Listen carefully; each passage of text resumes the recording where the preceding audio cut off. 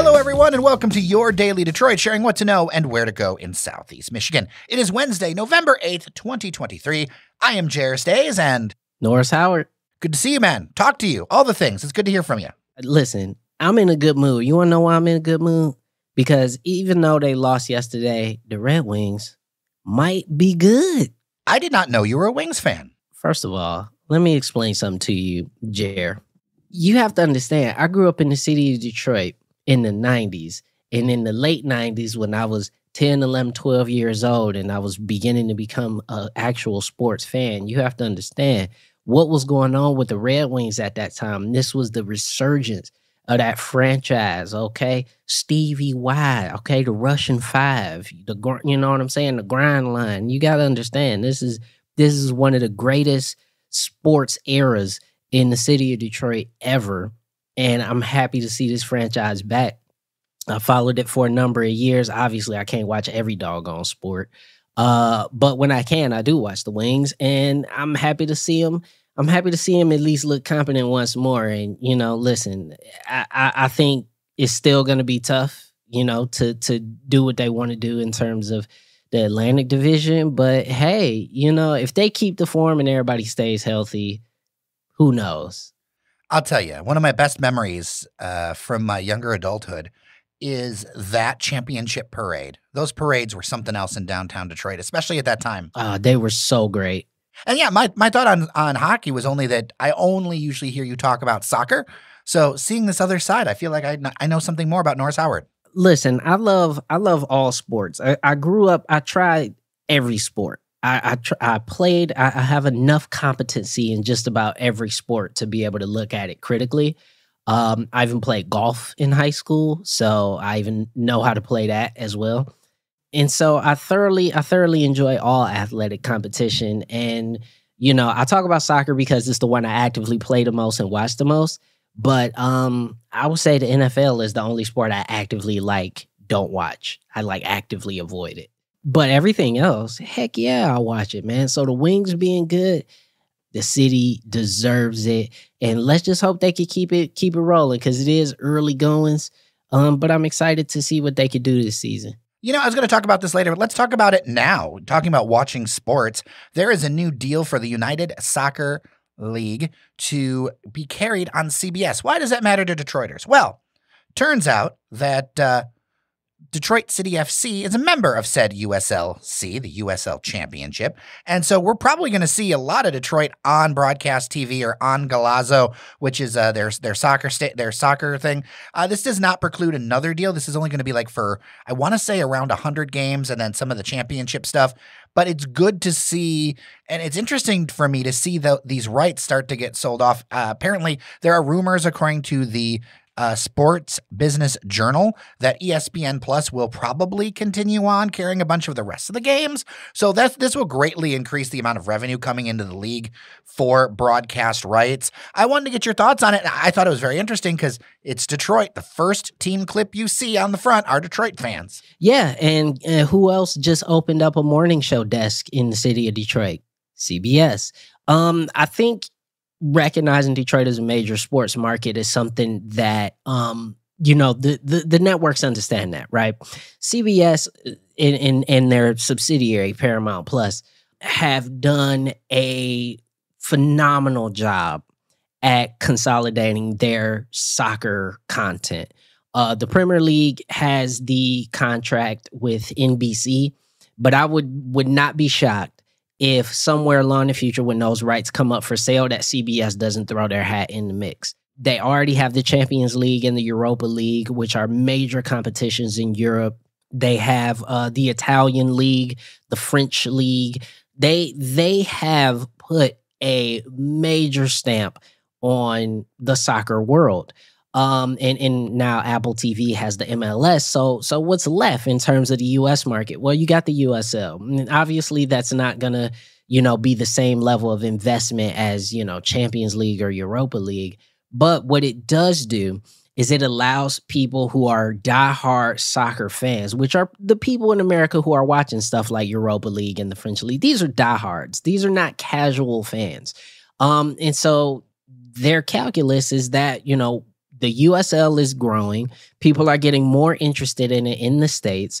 And, they want to, capitalize on that. And I think the fact that you see Detroit City FC first and foremost, it is literally the first part of the clip that you see during the announcement video, is testament to the strength of the franchise and what it means to the USL in particular. And so for me, DCFC obviously has done a great job in building a brand. We could talk all day long about how I feel about the product on the field, but at the end of the day, they have built a brand and a franchise that is phenomenal. And to be perfectly honest with you, I'm on YouTube watching a lot of, my commentators and content creators around the Premier League that I see. And one of the main ones, I see them wearing Detroit City FC gear and wearing Detroit gear. That only comes from the strength of the brand of Detroit City FC. And at this point, I think this CBS deal only helps. I think it's more accessible. I think people also, you think ESPN may be the bigger brand, but CBS for soccer is a more, Paramount Plus for soccer is more of an adequate home, I think, for the USL, given the rest of the offerings on the platform. Well, and you got a couple of things at play with putting them first. Northern Guard provides a lot of energy and a lot of great visuals. They're great on camera. That's why they're always featured. Like if you're doing video medium, you're gonna put your camera on the person with the skull flags and the flares. Like that's just what you're gonna do. The smoke canisters. That's what you're gonna do. You're not gonna highlight the boring side. Then the other thing that I want to make as a note and why I think it's interesting to the rest of the region is that in the USL, Detroit is one of the largest media markets, whereas in the MLS, if we were to be there, we would be very middle of the pack, if not lower middle of the pack.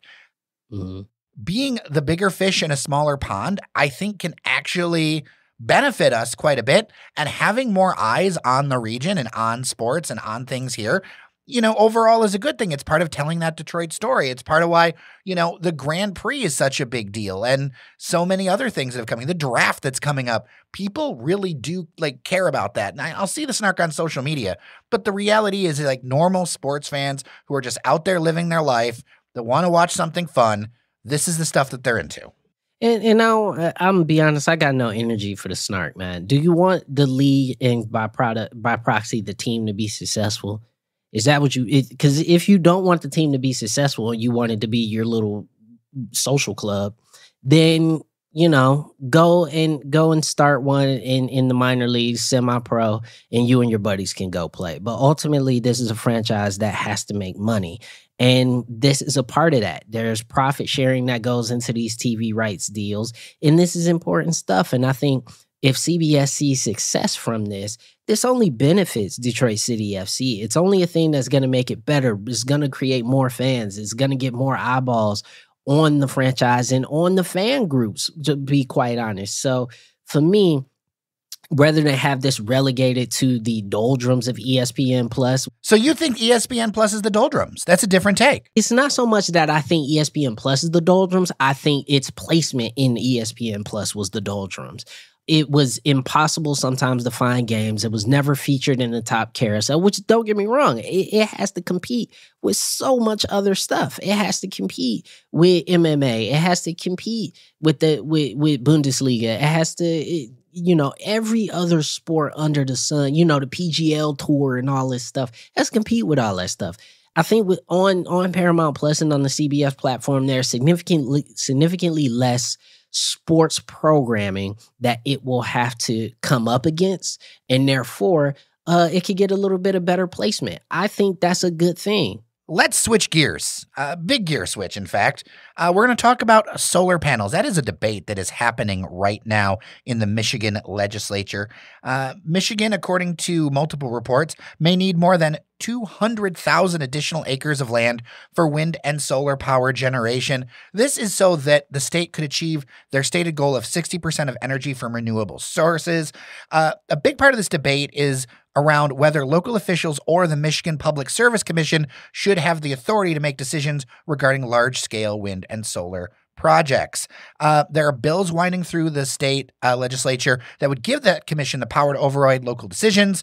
That has faced a lot of opposition, especially from Republicans who believe that stakeholders should have more of a say. I will mention that this has become a nationally dividing issue and yet another thing that breaks along partisan lines and has created some real rifts in communities. I was listening to a podcast the other week about a community where the people who accepted solar panels on their land basically got excommunicated by their town because they think land should be used to grow food alone. And it's like, agriculture is a really hard business. We have lots of land in the United States.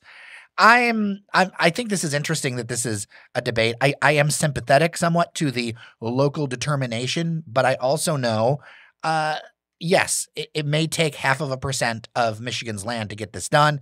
On the other hand, the overall benefits of not putting a bunch of pollution in the air seem pretty high to me. Yeah, and I think you said it well, which is, this is an extension of the culture war. And the right's sort of entrenchment within fossil fuels and coal and other forms of energy, and the left's entrenchment with green energy. Here's how I feel about it personally before I make an objective statement. My personal feelings are Michigan is a big state. Everybody shut up because there's a giant empty hole in the middle of the state where there's not a lot of big cities and a bunch of land. Put it there. That's my personal take. Now, obviously, I'm being hyperbolic. I'm being insensitive, but that's my personal feelings. My objective take is that there's still a way for us to, apply solar panels and wind farms in the state of Michigan, make it equitable, make it work for the people who live in those municipalities without necessarily confiscating huge swaths of land that belong to, this person or that person. Because I'm going to be perfectly honest, there's plenty of times I've driven through the state and you see a ton of farms, but you also see a ton of unused woodlands. And that's one of the things I love about our state is that we do have a lot of woodlands. But if we're talking about less than 1% of the land mass of the state of Michigan in order to provide cleaner energy to everyone, which is, again, this is a net positive. This will provide more clean energy for everybody, not just the cities, not just the red areas and not just the blue areas. Everyone will benefit from this. This is a non-argument. This is people making a statement and making an argument for the simple fact that they don't like the idea of clean energy. And I don't have time for it. And I don't think anybody who is objective has time for it. We have space to be able to put more solar panels everywhere. I've brought this up on shows previous. If you drive to Toronto from Detroit and you go through Windsor and you go through southern Ontario, there's a passage. There's a sort of segment when you're first getting into sort of the countryside of southern Ontario where there's wind farms for a good 70, 80 miles. And nothing else is really there. It's farms and wind farms. And, obviously I'm not privy to the local politics of southern Ontario towns, but I can tell you that it seems pretty cool that they're providing cleaner energy to their populace. I don't know. Call me crazy. The reality is a lot of these farms are having economic problems. And if you want to save small farms, diversifying their revenue might be a thing because so much of farming has now gone away from the small family in a lot of ways because it's difficult to make money. It's backbreaking work. If there's something where some money can be augmented and supplied, I feel like that's a good thing. Michigan has a very mixed history with solar energy. I know a lot of people who worked in the solar business who moved out of state because there weren't opportunities here because the solar market became basically controlled by the big power companies, and it doesn't have as much of that independent flavor.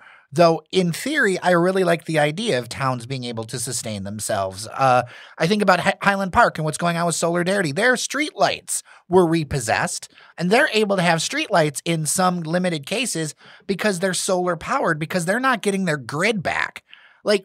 Streetlights are something that you should be able to have. So I think about these rural towns, if there's a way to provide them less expensive energy, something that can help people be self-sustaining. To me, that is the definition of conservative is to be able to be more self-sustaining. And I would love to see that. And that is kind of my conservative streak there. Like if you can, I think you should totally be able to power your own house if you want to from solar panels. I think that's part of your right with your own land. I know some people disagree with me on that. I know the state disagrees with me on that, but that's something I believe in. Yeah, in the state's position is, they want to put power in the hands of the state. If you look at House Bill 5120 and 5121, these bills are putting power in the hands of the state to basically zone for solar wherever they want. And honestly, I get it. If you are a more conservative person, no, you don't want the state telling you where you can put solar panels and where you can't. But ultimately, for me, at the end of the day, this is not a hill for me to die on, right? If the state wants to put in more solar panels and they can look at a farmer and say, hey, dude, you haven't been making money off this land for almost a decade. We're going to put a solar panel here. We're going to pay you, and we're going to put a solar panel on your farm. Let's do it. I'm not sure if, to your point, if a farmer whose kids have all gone to college and moved away and is living in the big cities now or whatever, who doesn't necessarily have the hands to be able to maintain, a 50-acre farm. Yeah, why don't we put solar panels there so this person can monetize that land that they own? I don't understand. I mean, there are people who are talking about it because it's wrapped up again in identity. And it's a weird thing for people to wrap up their identity in their source of electricity. But this is America in 2023 now. Ultimately, what is food? Food is energy. It's energy for humans, right? Ultimately, what is electricity? Energy for electricity for your home.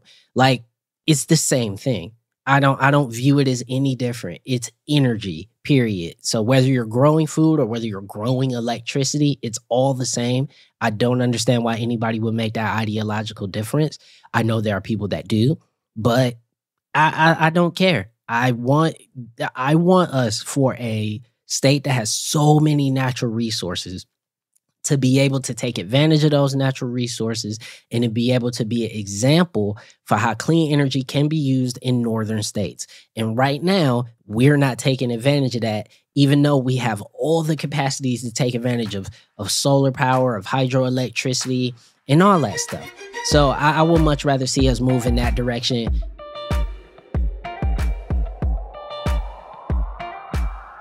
I would love your thoughts. dailydetroit@gmail.com. Do you agree? Do you disagree? I want to hear about it. 313-789-3211. That's 313-789-3211. Norris Howard, always good to talk to you, man. It's always good to have these conversations, Jer. I appreciate it.